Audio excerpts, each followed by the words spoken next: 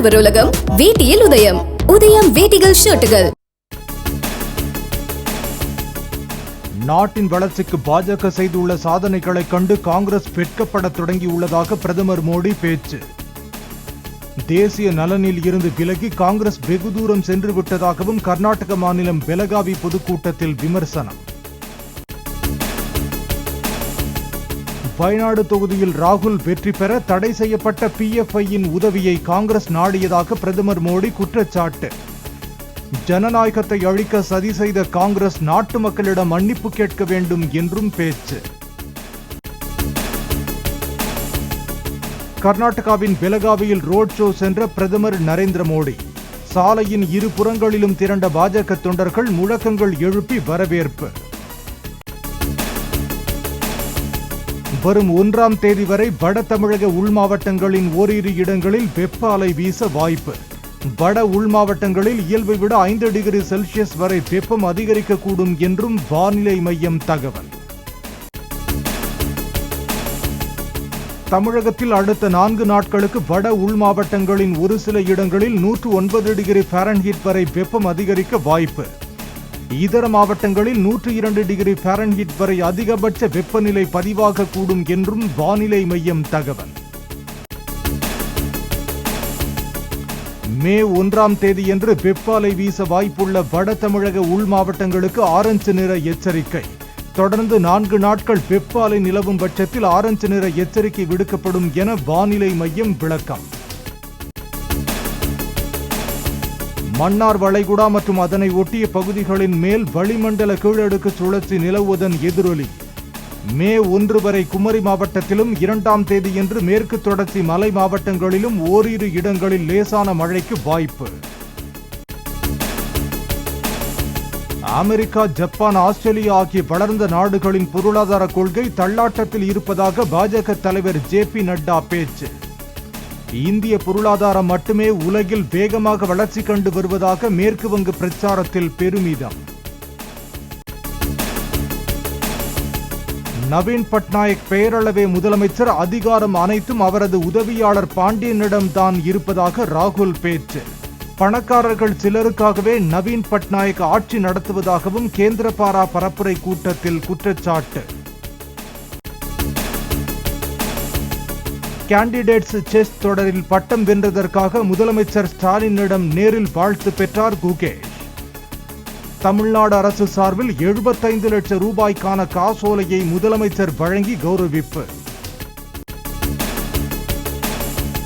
கோடைக்கால பயிற்சி முகாமில் பங்கேற்கும் மாணவர்களிடம் பயிற்சி கட்டணம் வசூலிக்கப்படுவதாக எடப்பாடி பழனிசாமி கண்டனம். விளையாட்டை ஊக்கப்படுத்துவோம் என ஒரு பக்கம் கூறிக்கொண்டே மறுபக்கம் கட்டணம் வசூலிக்கப்படுவதை தமிழக அரசு நிறுத்த வேண்டும் என்றும் வலியுறுத்தார். நீலகிரியில் மின்னணு வாக்குப்பதிவு இயந்திரங்கள் உள்ள ஸ்ட்ராங் ரூம் CCTV கேமராக்கள் 20 நிமிடம் செயலிழந்த விவகாரம். சந்தேகத்திற்கு இடமின்றி தேர்தல் ஆணையம் முறையாக கண்காணிக்க வேண்டும் என்று மத்திய அமைச்சர் L. முருகன் வலியுறுத்தார். நீலகிரியில் குறிப்பாக இந்த ஸ்ட்ராங் ரூம் என்று சொல்லக்கூடிய கட்சிகள் பார்க்கின்ற அந்த திரைக்கு அவர்களுக்கு 20 நிமிஷமாக அந்த இது டெக்னிக்கல் ஃபால்ட்டுன்னு சொல்கிறாங்க. ஆனால் இந்த மாதிரி டெக்னிக்கல் ஃபால்ட்டெல்லாம் வராமல் பார்க்க வேண்டியது தேர்தல் கமிஷனுடைய ஒரு முறையான பணியாக இருக்கிறது. 24 மணி நேரமும் தொடர்ந்து அதை கண்காணிப்பில் இருக்க வேண்டும். இதை எந்தவித ஐயத்திற்கும் இடம் கொடுக்காமல் தேர்தல் கமிஷனானது முறையாக பணி செய்ய வேண்டும் என்பது என்னுடைய வேண்டுகோள். அதிக வெப்பம் மற்றும் காற்றோட்டம் இல்லாததால் வாக்குப்பதிவு இயந்திரங்கள் வைக்கப்பட்டுள்ள மையத்தின் கண்காணிப்பு கேமராக்கள் செயலிழந்ததாக நீலகிரி மாவட்ட ஆட்சியர் விளக்கம். சுமார் 20 நிமிடங்கள் கேமராக்கள் செயலிழந்ததால் எந்த காட்சிகளும் பதிவாகவில்லை என்றும் பேட்டி.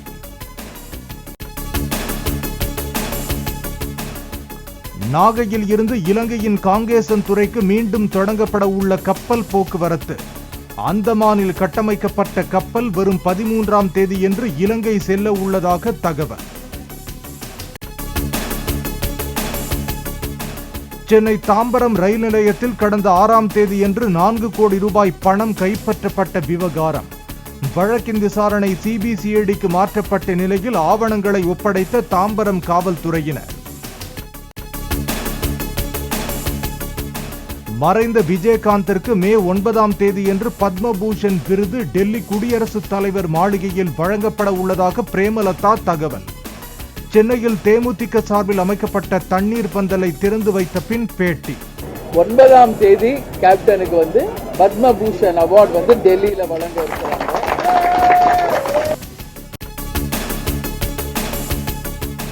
நீலகிரி மாவட்ட மலர் கண்காட்சி தேதி மாற்றி அமைக்கப்பட்டுள்ளதாக மாவட்ட ஆட்சியர் அருணா தகவல். மே மாதம் 10ஆம் தேதி முதல் 20ஆம் தேதி வரை நடத்தப்படும் என அறிவிப்பு. கொடைக்கானல் அருகே வனப்பகுதிகளில் 4வது நாளாக கட்டுக்கடங்காமல் பற்றி எரியும் காட்டு தீ. பச்சை பசேல் என காட்சியளித்த மலை முகடுகள் சாம்பல் மேடுகளாக காட்சியளிக்கும் நிலையில் தீயை அணைக்க தொடரும் போராட்டம். அடுத்த 10 ஆண்டுகளில் இந்தியாவில் இருந்து ஏழ்மை முற்றிலும் ஒழிக்கப்படும் என பாதுகாப்புத்துறை அமைச்சர் ராஜ்நாத் சிங் உறுதி. கடந்த 10 ஆண்டுகளில் 25 கோடி பேர் வறுமையில் இருந்து மீண்டதாக அகமதாபாத்தில் பேட்டி. குஜராத் அருகே நடுக்கடலில் படகில் கடத்தப்பட்ட 600 கோடி ரூபாய் மதிப்பிலான 86 கிலோ போதைப் பொருட்கள் பறிமுதல். கடத்தலில் ஈடுபட்ட 14 பாகிஸ்தானியர்கள் கைது. என்சிபி மற்றும் குஜராத் தீவிரவாத தடுப்பு பிரிவு போலீசார் தீவிர நடவடிக்கை.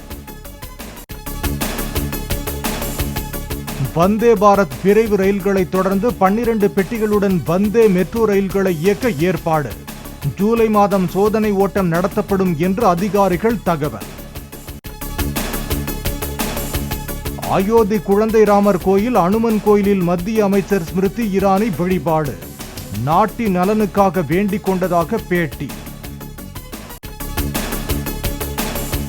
மும்பை வடக்கு தொகுதியில் காலை நடைபயிற்சி மேற்கொண்டபடி வாக்கு சேகரித்த மத்திய அமைச்சர் பியூஷ் கோயல். பிரதமர் மோடியின் சிறப்பான ஆட்சியால் மக்கள் தங்களுக்கு செல்லும் இடமெல்லாம் சிறப்பான வரவேற்பை அளிப்பதாக கருத்து. டெல்லியில் கெஜ்ரிவால் கைதுக்கு எதிராக வாக் ஃபார் கெஜ்ரிவால் என்ற பெயரில் நடைபெற்ற வாக்கத்தான் நிகழ்ச்சி. கட்சி கொடிகளையும் பதாகைகளையும் ஏந்தியபடி ஆம் ஆத்மி தொண்டர்கள் பங்கேற்பு. ஆம் ஆத்மி கட்சியின் தேர்தல் பரப்புரை பாடலில் மாற்றம் செய்யுமாறு கூறி திருப்பி அனுப்பியது தேர்தல் ஆணையம். கெஜ்ரிவால் கைது தொடர்பான வரிகள் அடிக்கடி இடம்பெறுவது நீதித்துறை மீதான தாக்குதலாக இருப்பதாக கருத்து. டெல்லி காங்கிரஸ் கமிட்டி தலைவர் பதவியில் இருந்து விலகினார் அரவிந்தர் சிங் லவ்லி. காங்கிரஸ் மீது ஊழல் குற்றச்சாட்டு கூறி வளர்ந்த ஆம் ஆத்மியுடன் கூட்டணி சேர்ந்ததற்கு எதிர்ப்பு. உத்தராகண்ட் மாநிலம் நைனிடாலின் பெரும்பாலான இடங்களில் பெய்த மழையால் கட்டுக்குள் வரும் காட்டு தீ. எஞ்சிய இடங்களில் விமானப்படை ஹெலிகாப்டர்கள் மூலம் தீயை அணைக்க நடவடிக்கை. ராஜஸ்தானின் நாகாகர் உயிரியல் பூங்காவில் விலங்குகளை குளிர்விக்க வைக்கப்பட்டுள்ள ஏர் கூலர் இயந்திரங்கள். வெப்பத்தை தணிக்கும் வகையில் குளிர்ச்சியான உணவு வகைகளாக வழங்கி வரும் பூங்கா நிர்வாகம். அகமதாபாத்தில் வெளிநாடு வாழ் இந்தியர்கள் நடத்திய கார் பேரணி. பாஜக சார்பில் பங்கேற்ற பேரணியில் பங்கேற்றவர்கள் மோடி மீண்டும் பிரதமராக வேண்டும் என பிரச்சாரம். காஷ்மீரில் குரஸ் பகுதியில் உள்ள ரஸ்தான் மலையில் கடும் பனிப்பொழிவில் சிக்கிய வாகனங்கள். புல்டோசரை பயன்படுத்தி சாலையில் தேங்கிய பனியை அகற்றி 35க்கும் மேற்பட்ட வாகனங்களை மீட்ட எல்லைப் பகுதி சாலை அமைப்பினர். இலங்கையின் ஹம்பந்தோடா ராஜபக்ஷ சர்வதேச விமான நிலையத்தை நிர்வகிக்கும் ஒப்பந்தத்தை வென்றது இந்திய ரஷ்ய கூட்டு நிறுவனம். இலங்கையில் சீனாவின் ஆதிக்கம் அதிகரிப்பதாக கூறப்படும் சூழலில் விமான நிலைய நிர்வாகம் இந்தியாவின் ஷாயூரியா ஏரோநாட்டிக்ஸ் வசமானது. ஆடவர் உலகம் வேட்டியில் உதயம். உதயம் வேட்டிகள் ஷர்ட்டுகள்.